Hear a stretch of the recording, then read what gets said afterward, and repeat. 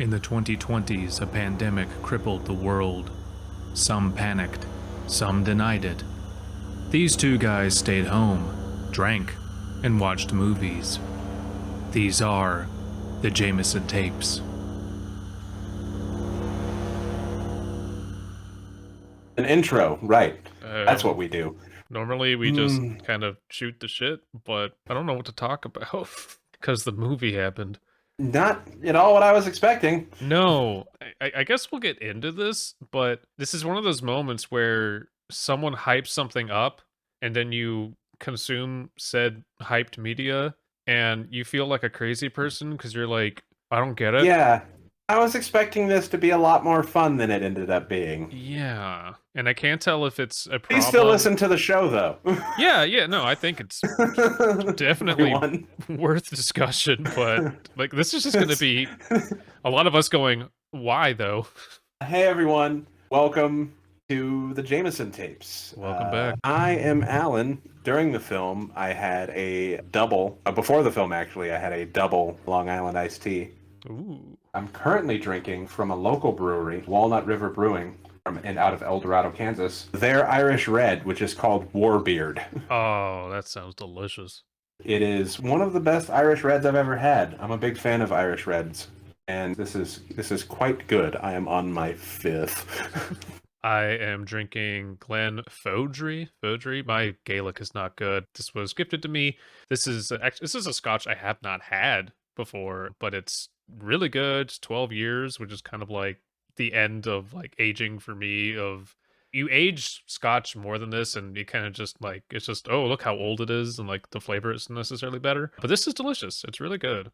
I accidentally themed this because the Long Island iced tea is a very, very 80s cocktail. I think it's one of the most impressive feats of chemistry of the past 100 years. Can I tell my story about the first time I had one?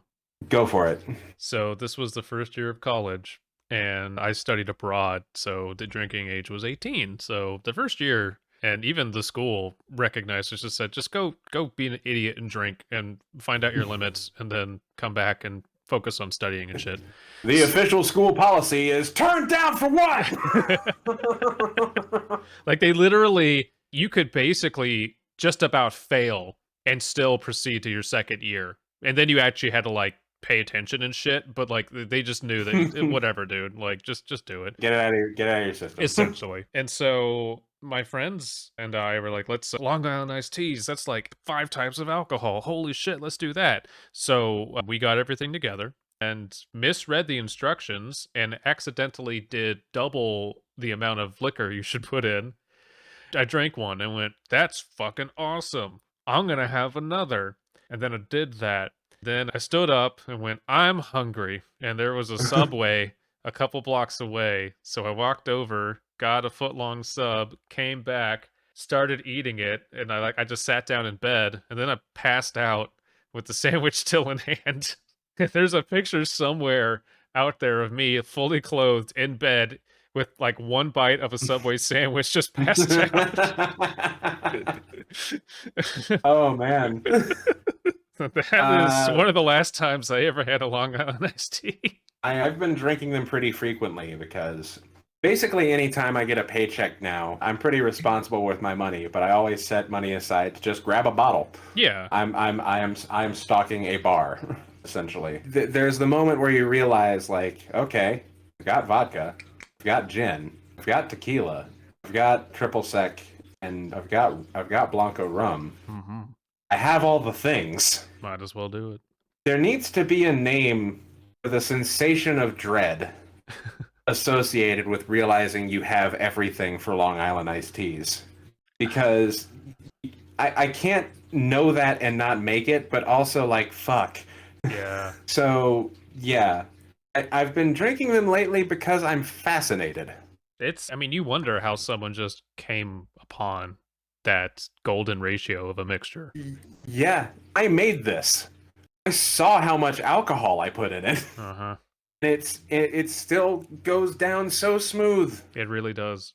And like tequila, usually in anything, like all you taste is tequila. Yeah. At least I do. I'm not a big fan of tequila, but if you mix it with five other things. I like gin, and I think gin is like an overpowering flavor. Oh yeah, for sure.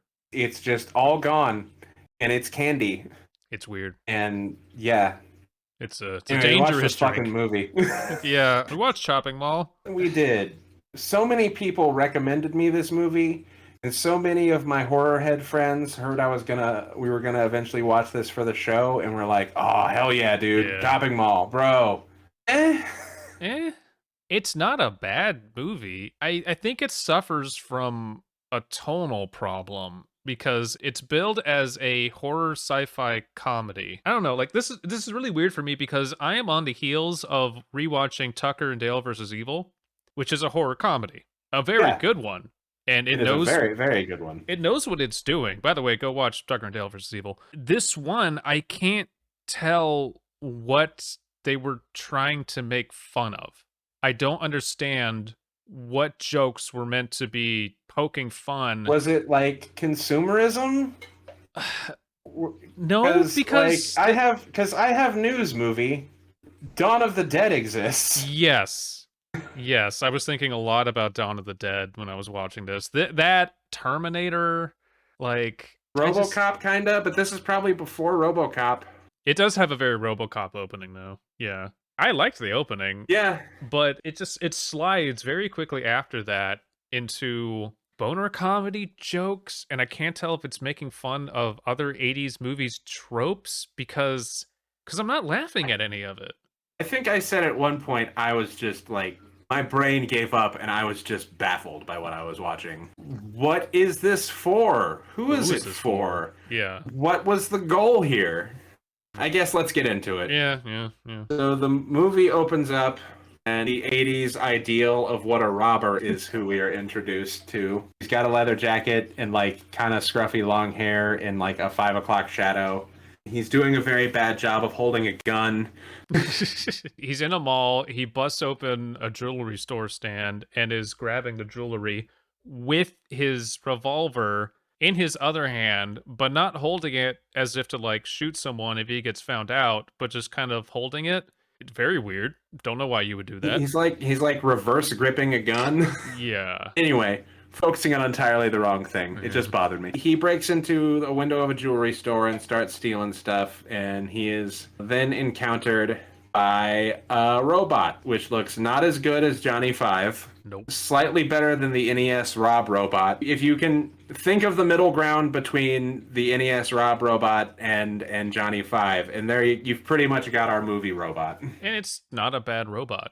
There's 3 of them, actually. The design is fine. It's just they don't do much with it, but we'll get into that. Yeah, it's kind of like not as interesting Daleks. Yeah. The robots are on treads, and they have red visors that shoot lasers, and lasers for clearing debris. I think they explain later. Anyway. Sure. So the robber is then encountered by a robot, and he shoots the robot a bunch with a revolver. He empties the revolver into the robot. The robot is not bothered by it. And he runs away while shooting more from his revolver. And then does he get tased, or do we get the sleep darts? no, he gets here? tased. He just gets tased in the back. He just gets tased and passes out. Yeah. Then cut to a film projector, and this was all a presentation. Woo. Unveiling the new line of protector robots that are going to be used at this mall. Yeah, we're in the middle of a mall. It's at night. Clearly, it's been closed down for this presentation.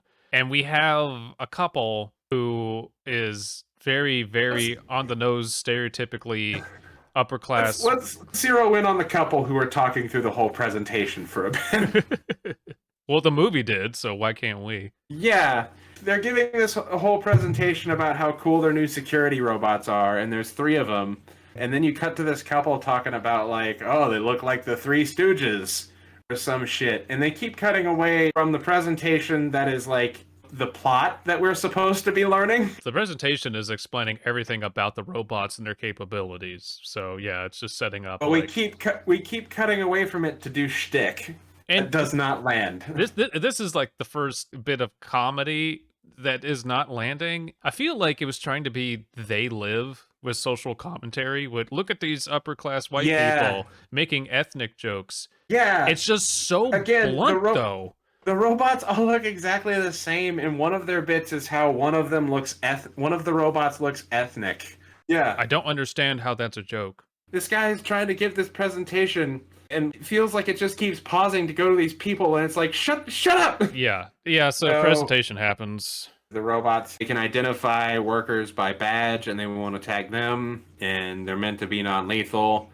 They They have sleep definitely darts. won't kill everybody. Ha, ha, ha. They have sleep darts and tasers, and as I mentioned before, eye lasers that are only meant for clearing debris. And also, the entire mall has like a lockdown that starts at a certain time that encases every entrance in like destruction proof metal. In fucking like Star Wars blast doors.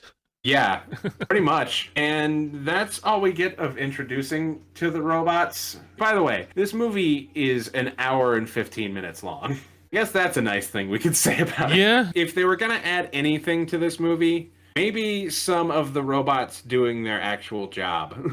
That's kind of the weird thing about this film is that they introduce the robots and they pretty much go into kill everybody mode immediately because it just cuts to the next night. But there's no people working around the robots and feeling safe. There's no like a robot doing something like saving a puppy or something or a kid from falling off escalator. All we get is an opening credits thing that's entirely, again, the movie trying to do bits that don't land. Mm-hmm. A kid with an ice cream cone getting swarmed in an elevator and the ice cream gets all over him. Ha ha ha. Someone has a giant tray of food and drinks, and we cut back to them 4 times, and it eventually they spill all the food and drinks. Ha ha ha. But yeah, that's the opening credits. It's more bits that just don't land. You're thinking it's like a critique of commercialism, but it's almost just like, look, it's a mall. Isn't that funny? Yeah. There's people in a mall. Then we cut to the control room where we meet the first variation of the same guy who is throughout the entire film. This movie has a real problem with generic white guy with glasses with a mullet. A really big casting problem.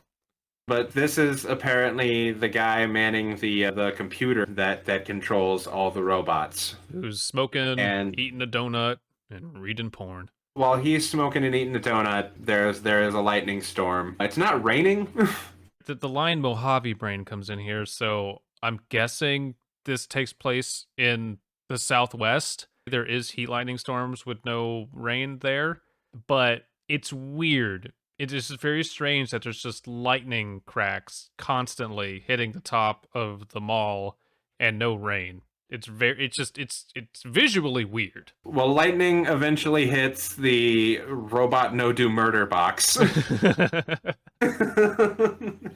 robots are off, by the way. It's not even like this. Again, it would be one thing if the robots were like just like walking around doing their job and everyone's used to them at this point, and then the lightning strikes and then they just start murdering like crazy. Like that would catch people off guard. But they're just sitting up in the control room off. If you want an immediately more interesting movie, have these robots go nuts while there's a bunch of fucking people in the mall. Yeah. But no, that's not the movie we got. Instead, we have first scientist or technician, whatever. He gets killed by the robots because they're up to no good. And I'm going to say this is in the first 6 minutes of the movie. The robots get introduced and kill somebody. And we were initially excited about that because to us that communicates, oh, we're not going to waste any time in just getting to the slaughter. But then we don't see the robots for a long time. We sure don't, because we have to meet our 25-year-old teenagers. Okay, this next scene is just, I'm still trying to wrap my head around it. So there's Susie and Allison who are working at Italiano's Pizzeria. They work at a mall food place that apparently sells everything. Soup, salad, meat, pizza, beer, wine. Yes, beer, wine. But we get some bits between them where they exchange really awkward slang. Like 80s slang, but delivered like someone who doesn't understand children and the hip slang of the day. They deliver 80s narc slang. Oh man.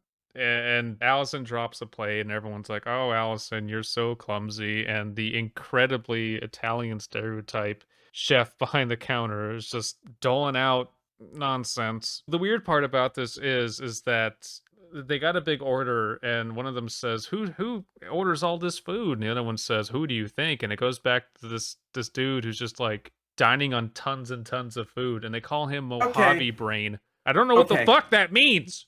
I don't know what the fuck that means. I don't know why we focused on that guy for so long, because I assumed something was gonna happen with the fat guy. No, no, he just says butter. And then the scene ends. I assume if we zeroed in on the fat guy, we're gonna get a fat guy kill later, but no. No, That's no. the only time we see the fat guy.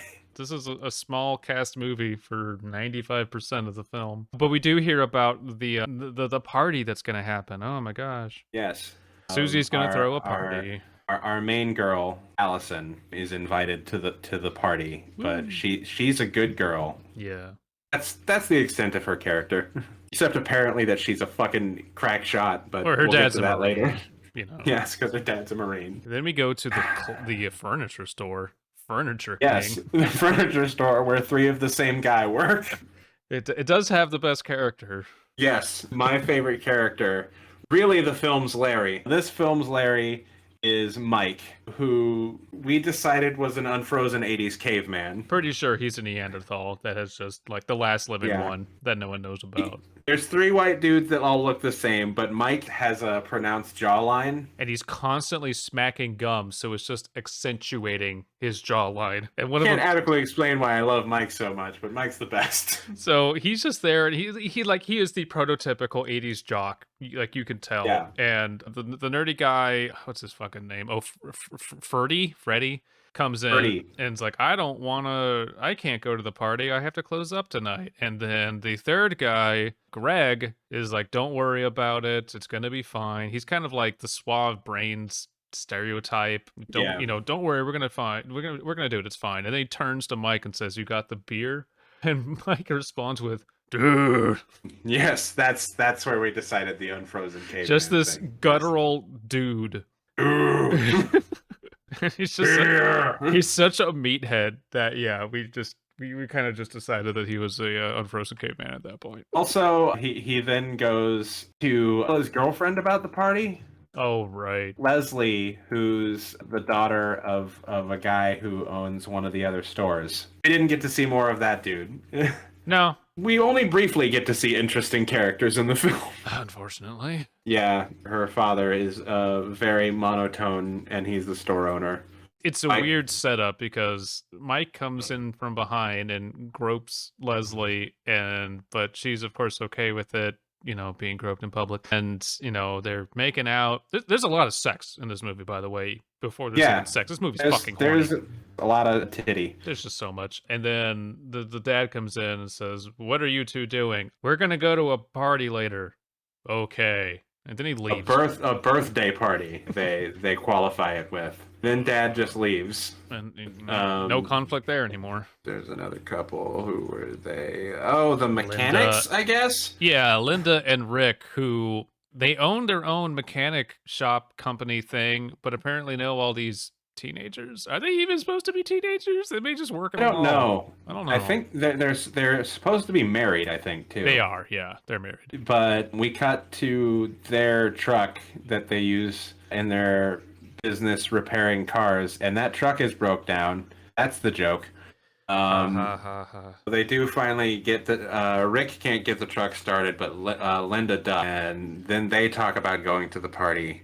The important thing about this scene is that it has one of the most baffling elements that I still can't understand. He's not into going to the party, and then she hands him a bra. She threatens him with saying, "Well, if you don't want to go do what I want to do, I guess I won't need my underwear," and throws it at him, which is a very bass-backwards way of saying, I won't give you sex, but also I'm undressing myself because have sex with me. I don't get it. The presence of the bra already being off, like, makes it sound like she's threatening him with sex. Yes, but that's what he wants. She's both threatening and enticing him with sex, which doesn't work if you're trying to convince someone to do something. I think it was just an excuse to have underwear on screen. I can't explain that any other way. And I know this might sound like a weird nitpick, but this comes back. This delivery. It keeps happening. So now we've met all of our pro tags. Yeah, there was like 20 possible characters in this film. You need to worry about 6. That's it. Then we go back to the computer room. Okay, we thought maybe they'd come back to this, and then it just didn't. Nope. So let's talk about the fact that another dude who looks like the first dude who's already dead, but isn't any of the other 3 dudes that we've been introduced to, Yes. shows up to take over at the robot controlling computer and like finishes eating the guy's donut who was previously there and comments like, "Oh, where is Marty?" I cannot believe I remembered his name. And yeah, Then he does. where is Marty? Yeah, that body's just gone. Yeah. I thought maybe that like his body would be stuffed in some air vent and it had to escape through an air vent and like it would like, pop down and scare them or something. But no, his body's just gone, never to be seen again.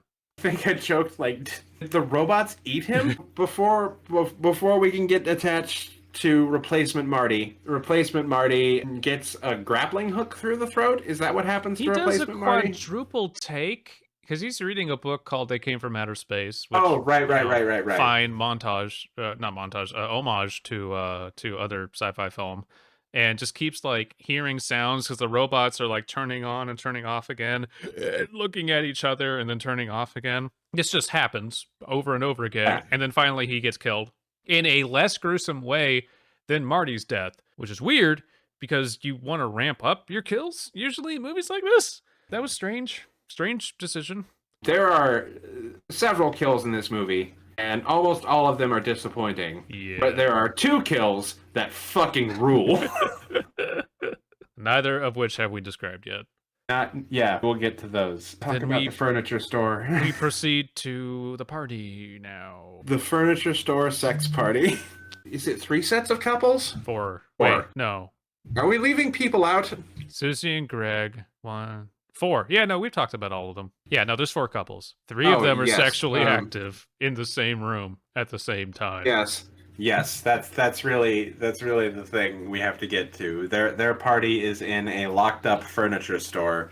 Well, and before they get to the sex, they're just drinking and dancing horribly to 80s pop music. It's some of the best 80s dancing you'll ever see. Oh boy. So they're just kind of dancing around. Oh, this is when Greg and Susie, how they hook up is they say hi back and forth to each other several times. Breathily, increasingly breathily every time, which is. And then they just start making out. There's a lot of just like spontaneous make-out sessions in this movie. Yes. So then all these people start having sex within spitting distance of each other. And again, this movie makes me feel like a crazy person because I've seen many a horror movie, where there's just an orgy happening, but I never questioned it because it was set up. And also in horror movies, when it's typically like, oh, one couple goes off to have sex and then they get killed. No, everyone just like splits up into sections of the furniture store and starts boning down. I don't know why this bothers me in this movie and not in others. It's just weird. It's shot weird. Yeah. Like one couple starts having sex and it pans over to the next couple and they're so clearly just like right next to each other.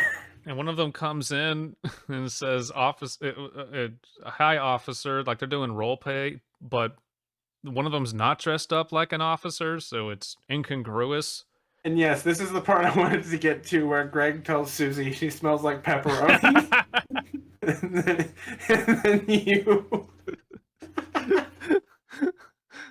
then you got to the joke right before they did. I like pepperoni, and then he said it. And I'm like, again, that wasn't funny because of the joke. It's funny because I guessed it. Because it's a weird fucking line. And then she does like a strip tease towards the camera and gets titty out and then turns to him. So it's just more fan service.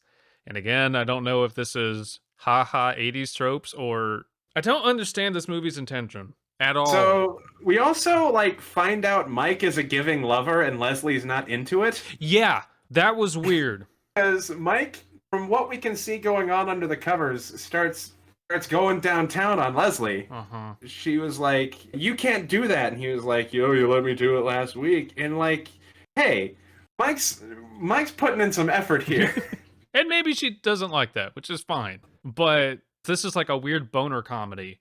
And sex has just been thrust onto the screen constantly. And then we have this random bit of like, oh, I don't like that. I'm like, really? This movie likes everything. This is our one prudish moment? Really? Okay. It's just strange in context. Oh, also Allison and Ferdy Fruity. get introduced to each other, being kind of the wet blankets of the group. And while everyone's having sex, they are again right next to all of them, but sitting on a couch with their back turned to everyone, being a old sci-fi horror movie about a giant lobster.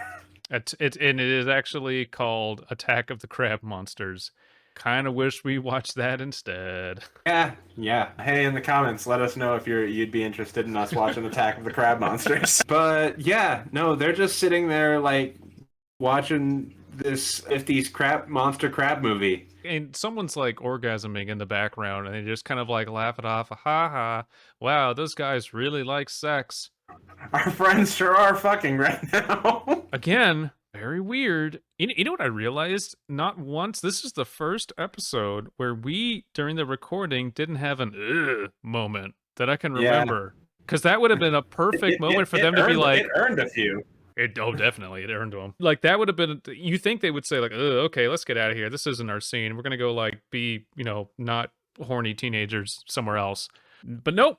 It's gonna watch the crab movie until it ends. So presumably she gets afraid because a crab makes an explosion. Oh, that was great. Yeah, the crab is like beating some dude to death, and then an explosion happens, and she goes, I'm scared. The movie asking us to believe that everyone was boning for about an hour and a half through the whole crab movie, and they just sat and watched a movie during it. Maybe it was already on. I don't know. They are clearly our very, very cute pro tag couple. Yeah. But yeah. I mean, the problem is no one in this film has any real characterization out of just insert stereotype. So we don't come to really be endeared to any of them except for Unfrozen Caveman. But that was our headcanon. Yes. And I guess we got to get to that now. He just dies. He sure does. While they're watching the movie, they talk about Leslie and Mike as a couple and how all they do is argue and have sex. And then she starts arguing with him about how she wants cigarettes and wants a specific brand of cigarettes. It says there's a machine and then shows titty. It says hurry back. Again, he wants to have more sex and she says, no, I need to have my Virgin Lights, which is totally not Virginia Slims. Despite the fact that this movie, because it takes place in a mall, is covered in product placement. Just absolutely covered. And I think we talked about it. Like, maybe they didn't want to say that she's endorsing Virginia Slims or something without being, approved. But, like, who gives a shit? In this movie, who gives a shit? Yeah, who actually gives a shit? So Mike goes to get cigarettes. And is entertaining to the last moment of his life. Because he goes to the cigarette machine and I think maybe he hears the robots is what's supposed to be happening. Yeah. But we can't. No. Apparently that was lost in the mix. So it looks like he gets to the cigarette machine and keeps forgetting what he's doing. He looks back 3 times and just keeps looking at the cigarette machine and I think legitimately forgot what he was supposed to do. And then the payphone rings. The payphone right behind the cigarette machine rings and he answers it and says like, nope, no messages for you here, man. And then hangs up. And then turns back to the cigarette machine and looks at his reflection in the glass.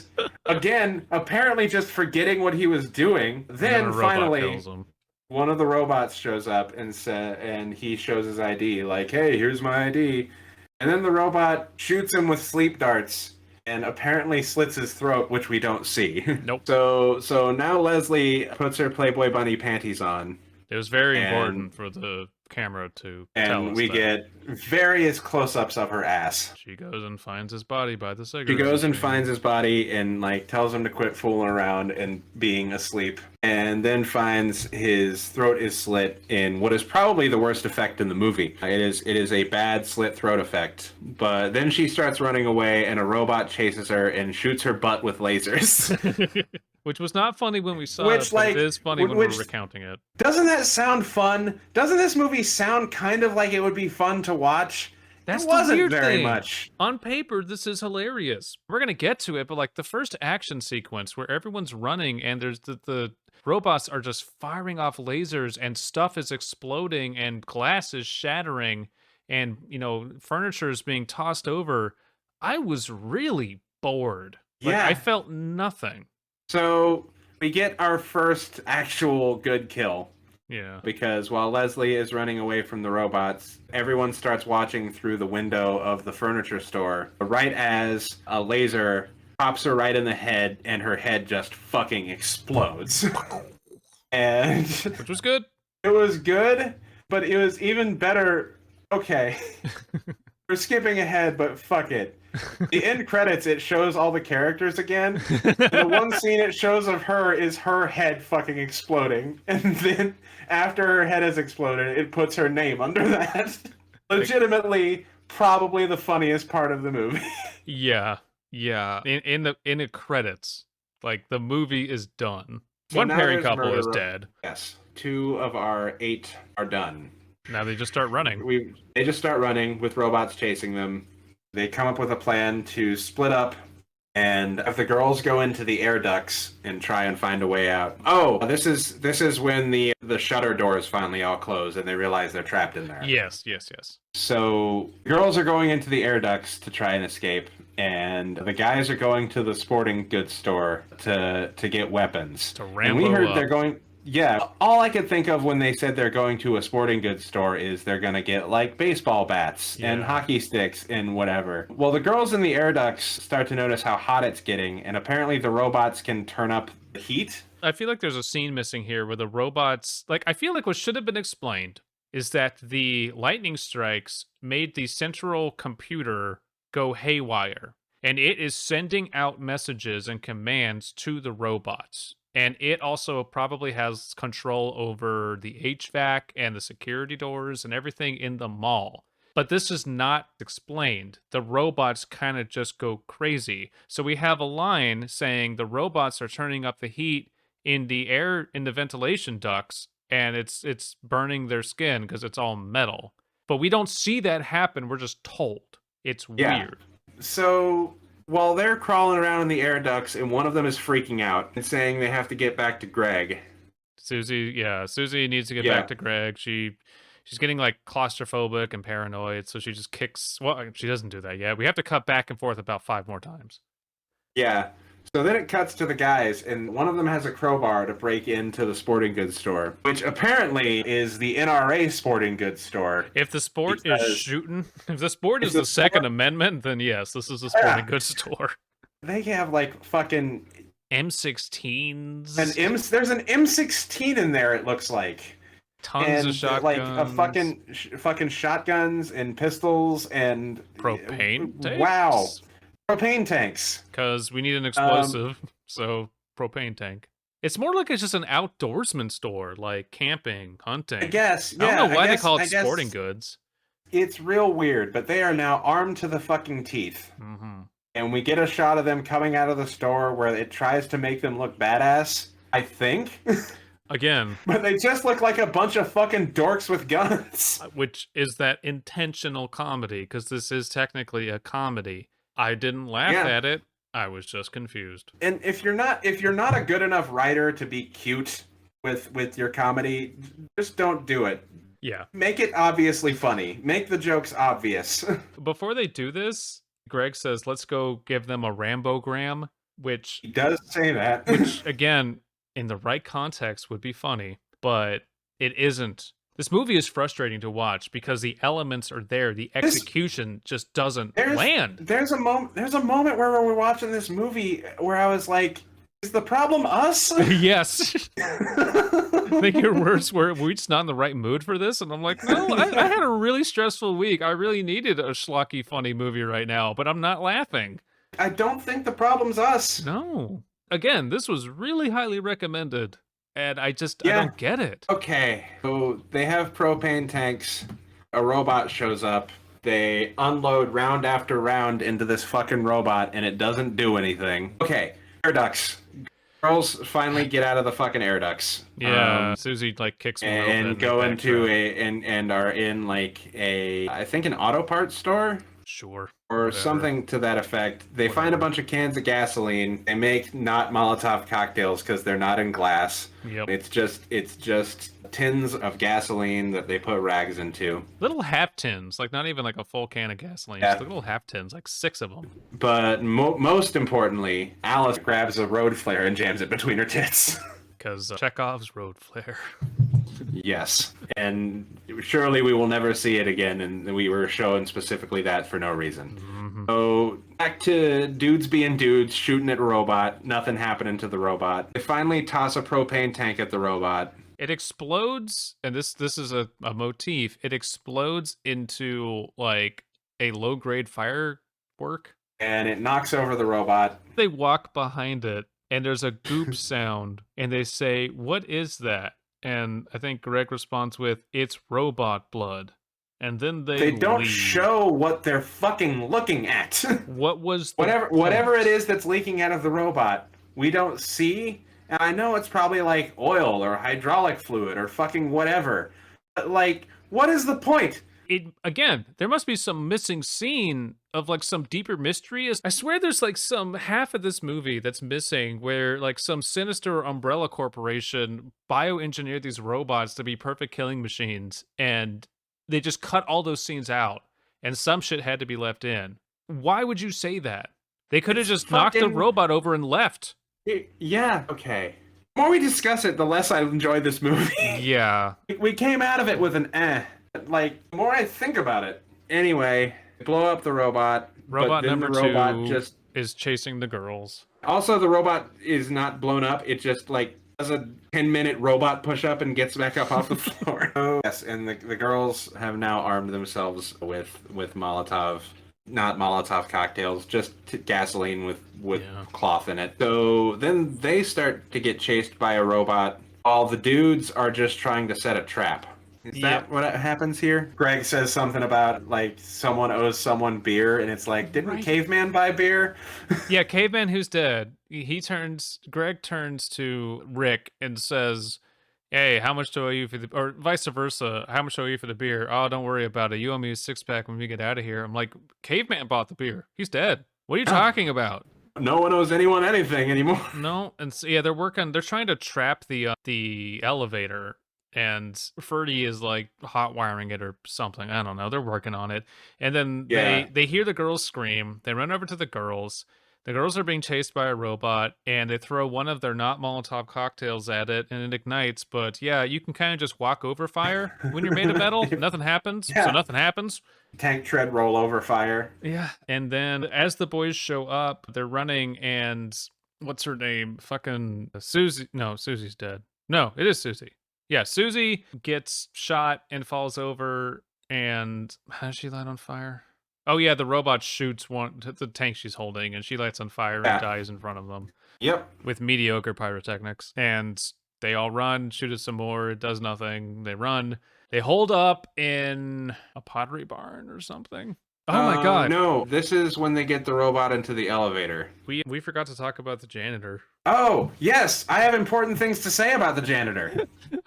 I'm reading Sate's notes, and I'm like scrolling back and going, oh fuck, we forgot to talk about the janitor. So earlier, there's a janitor that gets killed. And if you want to know what the ugliest shot of this movie is, it's when it cuts to the janitor, it cuts to him like draining a mop.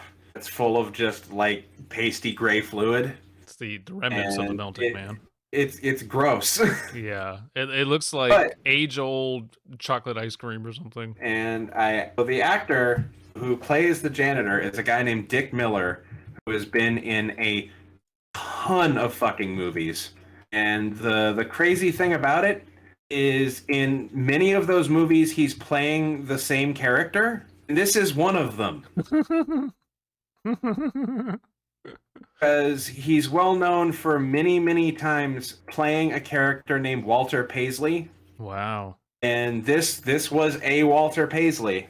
Huh. But this guy's been in a lot of good stuff. He was in fucking Gremlins. Oh wow. Okay. Yeah, you just scroll through this dude's IMDb page, and you'll find something you've seen, and probably some shit you like. Because I recognized him, but couldn't figure out from where. Because he's just one of those dudes that's been in a ton of shit.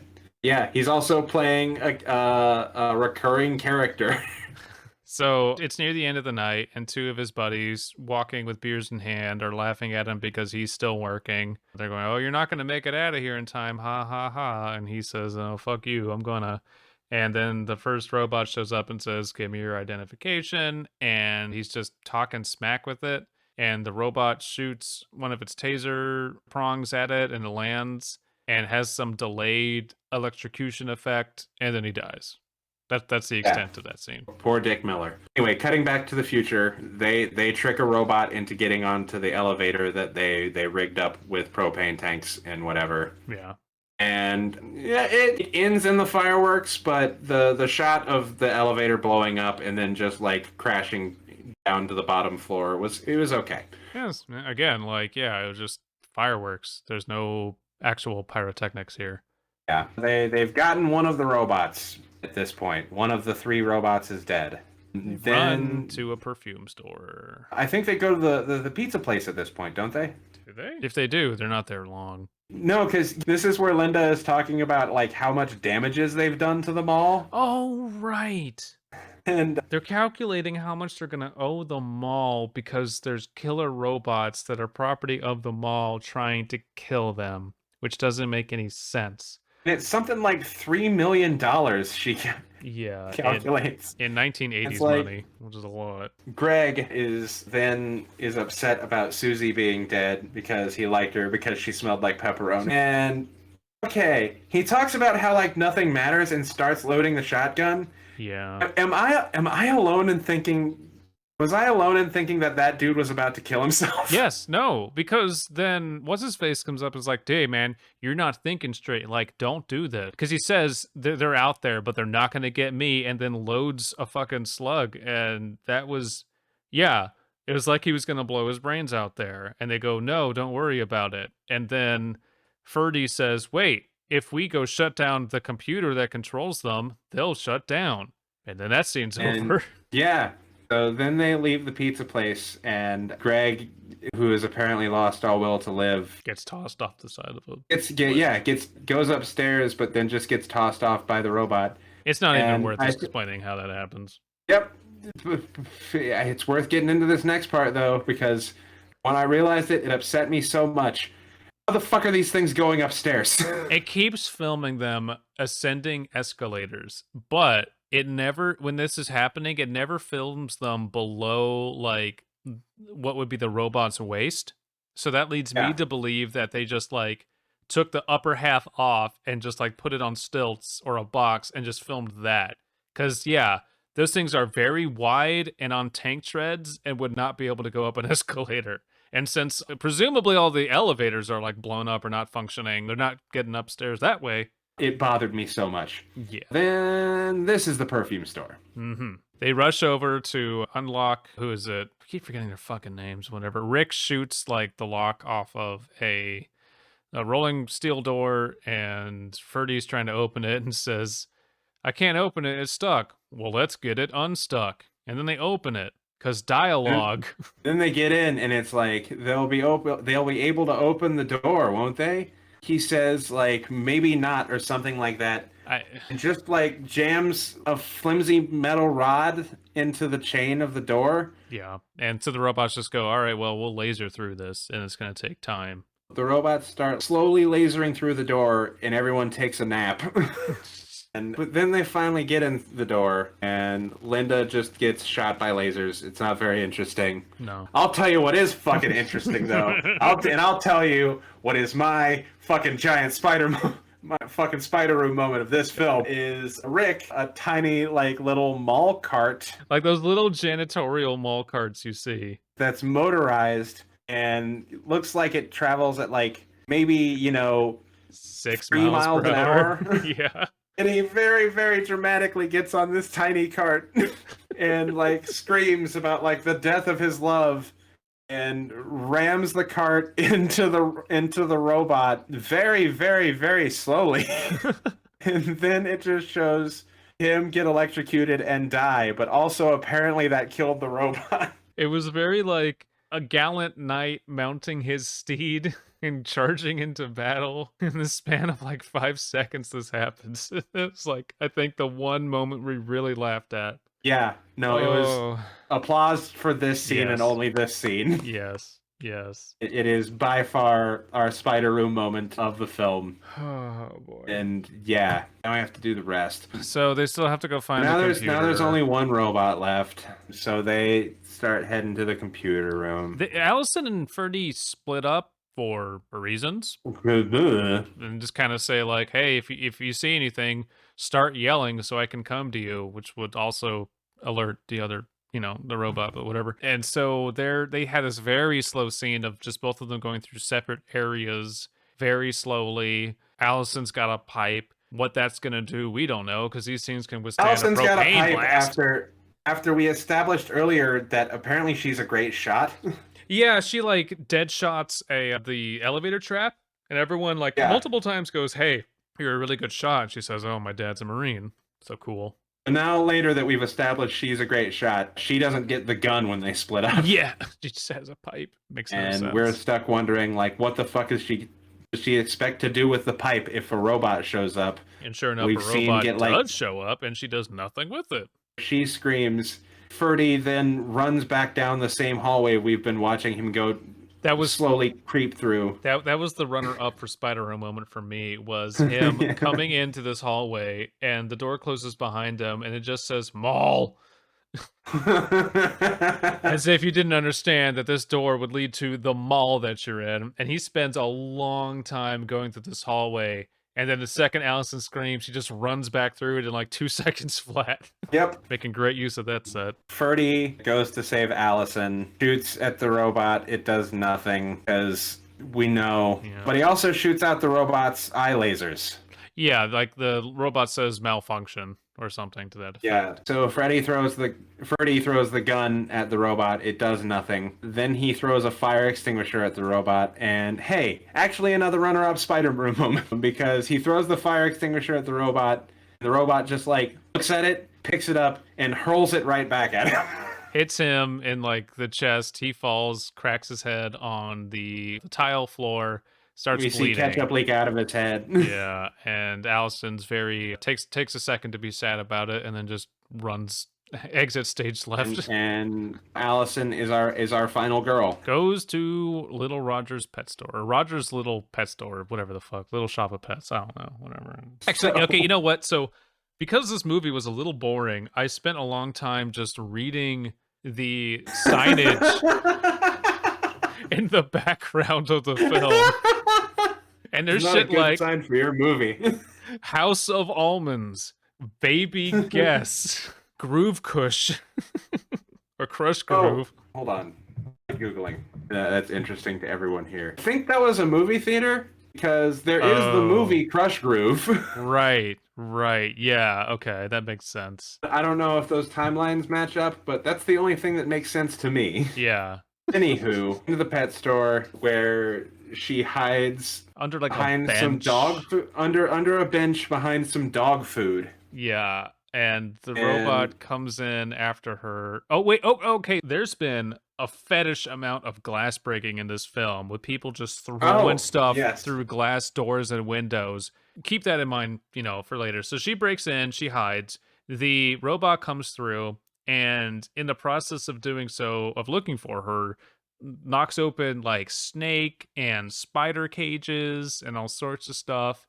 And so there's tarantula and just like garter snakes crawling all over Allison. And this is legitimately the only scary part of this film because, like, anyone who has arachnophobia probably wouldn't like that. And because apparently the robots they can't look up or down, but only in like a 120-degree periphery around them, just leaves. And then she gets up and the spiders have turned to rubber.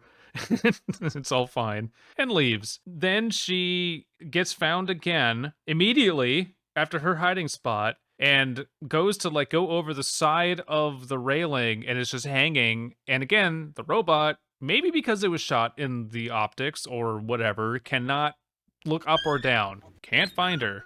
So she's just trying to avoid it. And eventually she loses her grip. She falls through a tent awning, lands on some luggage, appears to be paralyzed because she's dragging herself to a storefront, but then just gets up. And here, where she decides to just put her elbows out in front of her and just runs through the glass because fuck it. We don't need to bust glass open anymore. And then she's in a paint store. She gets a screwdriver and just starts dumping paint on the ground, and then also the occasional bottle of like acetone or paint thinner or something. That began to describe how fucking confused I was about what the hell she was doing. Yes. Did not register what she was trying to do. Robot shows up. She baits it to come in. It can't get a grip on the paint mixture that she's Jackson Pollocked onto the ground. Then takes out Chekhov's road flare and fires it at the robot, and then the whole paint shop explodes in the pyrotechnics we should have seen twice already, but doesn't make any sense because paint doesn't just explode. It's paint. It's some paint. acetone which would burn, but this place blew up like she loaded it with fucking C4. Yeah, and that acetone would have been like diluted in the paint at that point, so it wouldn't have been like huge. And the robot blows up and it's dead, and she wanders off. It's morning now, and oh hey look, Ferdy's okay. He managed to patch up his busted up head with a roll of toilet paper. We did not establish one recurring thing. Oh. Which is that anytime the robots kill someone, they say thank you, have a nice day. Which was so underwhelming that I forgot about it.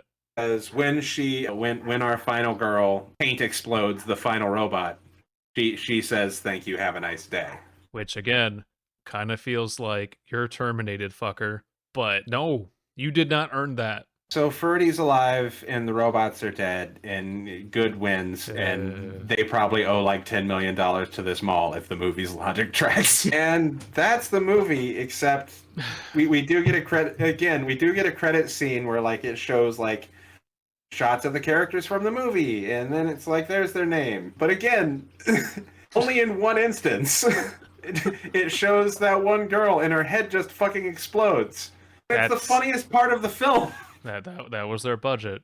That was the last of their budget. They're gonna really focus in on that, man. And then after the credits, we get a robot saying "Thank you, have a nice day" again.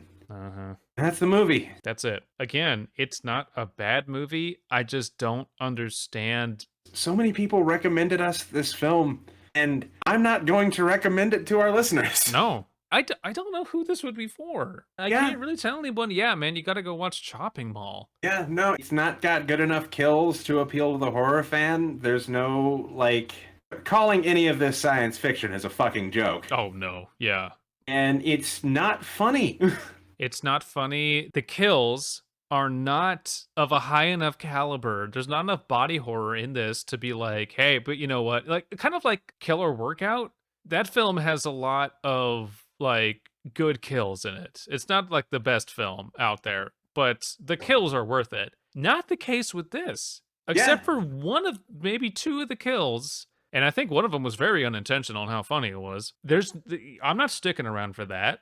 No, I'm in a weird mood right now because I keep assuming that I should have been very entertained and I just was more just baffled. Yeah, it's not worth the under an hour and a half it would take to watch it, I don't think. Nah. That being said, you gotta make a cocktail for this movie. Oh boy. And I know a lot of shitty 80s cocktails. I'm gonna give you our jumping off point right now, because I think I already named the cocktail. We just gotta figure out how to make it unique. We need to make our own version of Sex on the Beach. Just call it Sex in a Furniture Store. And call it Sex in the Furniture Store. Okay. Oh boy. Okay. Sex on the Beach, it's typically vodka, peach schnapps, orange juice, and cranberry juice. You can get a little funky with the ingredients through from there. Some people make it with pineapple juice. Some people use grapefruit juice instead of orange juice. And it's commonly done as a slushie. Yeah. I think we got to stick with the vodka. Yeah. And the schnapps. Well, vodka. Yeah. Nothing decent. One of those $6 charcoal bottles of vodka. Ugh, which is essentially paint thinner. Yeah, nail polish remover. It straight up tastes like nail polish remover. Okay, so cheap ass vodka. Go skimp on the peach schnapps too. Like, do not spend money on this. Like shitty grapefruit and cranberry juice from concentrate. Yeah. And then we have to have something else in here. Yeah, I think we need more of a spin than just making a shitty Sex on the Beach. Well, that's our base. So it's a shitty Sex on the Beach. And you know what? Throw some cheap gin in it, because cheap gin tastes like the starch you use in upholstery and shirts smells. So throw some cheap gin in there. Garnish with pepperoni. Garnish with pepperoni. Serve it to someone and watch them drink it and go, "What? What did you just give me?" Serve it to someone. Tell them they're really, really going to like it. This one's really, really good. This is a really, really good cocktail. You're really going to enjoy it. Oh, you haven't had my dog shit Sex on the Beach? I call it the section of furniture. And then they'll taste it and be like, "What are you talking about? This isn't that great." I don't get it. I mean, it's getting me drunk, but I don't like it. So I just learned something about this fucking movie. Its singular named producer is Julie Corman, Roger Corman's wife. Oh my God. Wow. Okay. All right. Dick Miller makes a lot of sense now because he was in a bunch of Roger Corman movies. Yeah. Okay, but again, you've got names like Corman in here. How does this live up to anything? It doesn't live up to its hype. It doesn't live up to its pedigree. I don't get it. Why do people like this so much? And people can like what they like. I'm just confused because like Incredible Melting Man was more fun than this. Mitchell says they wrote up the story in 24 hours. Oh boy. Okay. Julie Corman had a deal with Vestron to make a horror film that took place in a mall. The script took around 4 to 5 weeks to write. I don't believe that.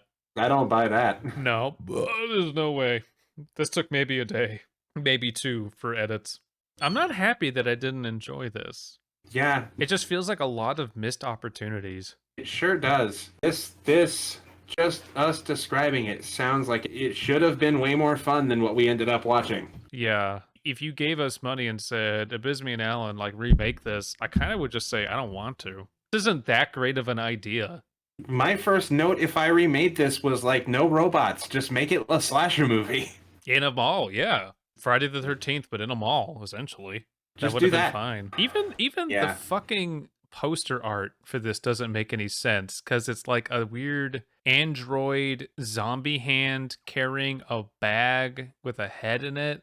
That don't happen in the movie. Nothing close to that happens in the movie. Yeah. What the fuck? Well. Bye. Bye. No. Hey, thanks for joining us for the Jaymeson tapes. If you have any movie suggestions for us, leave us a comment. And while I'm thinking about it, hey, go ahead and leave us a review on iTunes. Yeah. It helps get the show out to people and stuff like that. And that is good for us, and it's good for you. Because if you're enjoying the show, maybe you'll have other people to talk to about the show. God, I'm done.